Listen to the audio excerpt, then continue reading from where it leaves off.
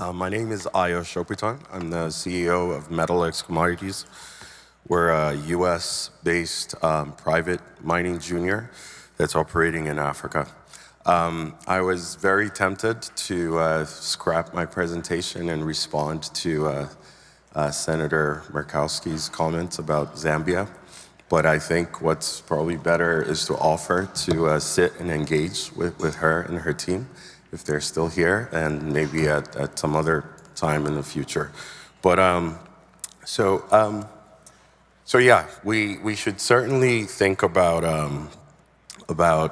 energy independence and energy dominance and all of that, as has been discussed by everyone that's spoken so far. But in order to achieve that, we're going to need to look at allies, look at countries all over the world where we can actually get these minerals at scale. So there are 35 critical minerals on the most recent critical minerals list. It'd be quite difficult, to be very difficult, to actually have just total domestic production. So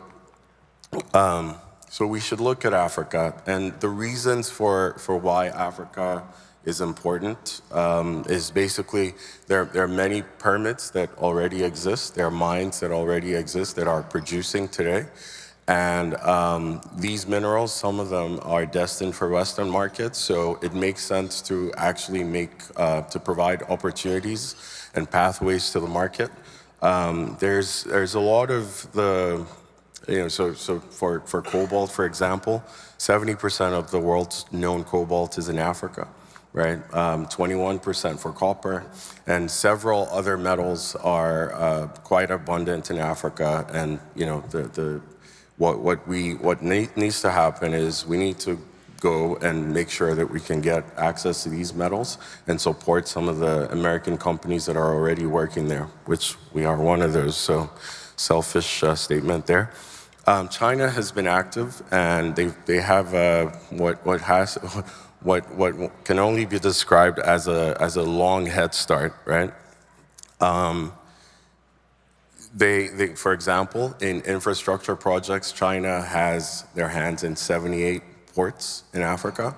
That's not by accident. That's a country that's thinking about, now, midterm and long-term goals, right? So as opposed to the US, where we have our hands in Libido and our eyes in Mauritania, and that's it. So, we need to think about why these things are. But it has to be pointed out, and this is something that we see on the ground as operators.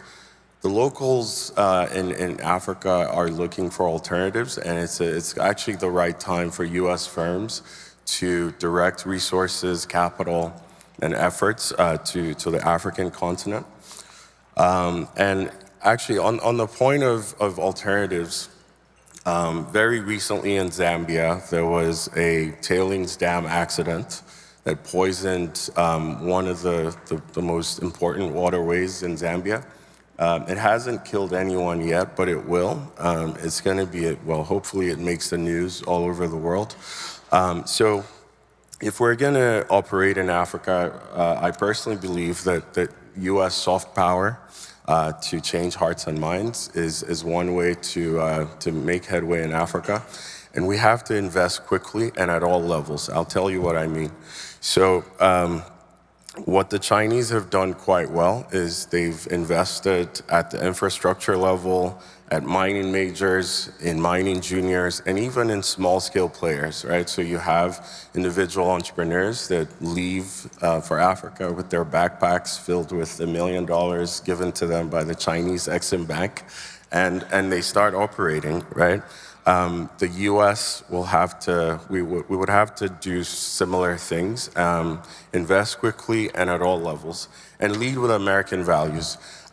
So I had a professor in grad school that would say, don't engage in any business practice that you find that you would be embarrassed to see on the front page of the Wall Street Journal. I think that's a very American idea, to care about perception and how things look, and doing the right thing, even if the motivations are not necessarily altruistic. The fact that we care about optics is actually it's a useful thing, and the fact that we also care about justice and equity and these types of things, right? So. And in our case, this is basically all about our project.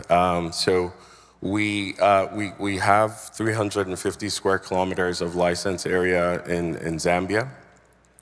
It's a copper cobalt project that at the end of the year we should be processing about 2 million tons a year of ore to produce 120,000 metric tons of copper concentrates, copper precipitate, and 12,000 tons of cobalt concentrates, which represents about 2.2% of global cobalt production.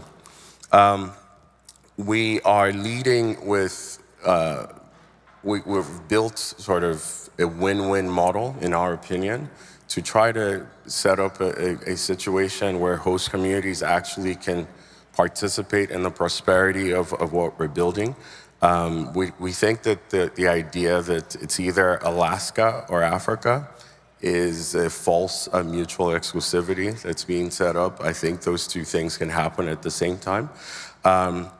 So for example, we made a commitment to produce on a carbon neutral basis. So we're actually setting up our own carbon projects, because the idea is, the mine might not be able to employ everyone, but carbon projects can actually bring carbon finance into the community and help provide additional means of livelihood. We're building affordable housing with mine overburden, and we're also training locals to become suppliers into the mine. We think that our approach, it will end up creating a win-win, and we want to be a model to basically show how to win in Africa, where the US as a country, we get the critical minerals that we need, the host communities, the governments get what they want, and the companies that lead the charge, the entrepreneurs, the investors, also get the returns that they're looking for.